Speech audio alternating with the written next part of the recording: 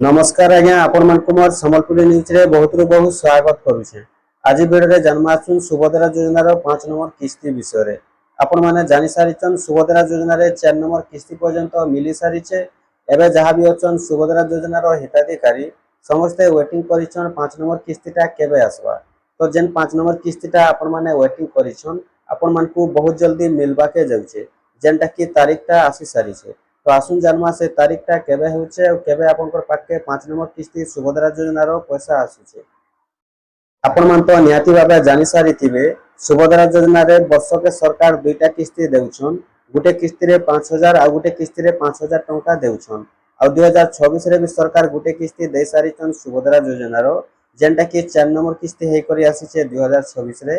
आ 2026 रे 5 नंबर किस्ती हेई करी आसबा। 2026 रे आपनको दुईटा किस्ती मिलबा।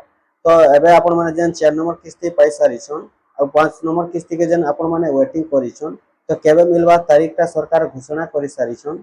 जेन तारीखटा होचे आपण मानकु 2026 रे राखी पूर्णिमा दिन सुभद्रा योजना रो 5 नंबर किस्ती मिलबा के जाउछे।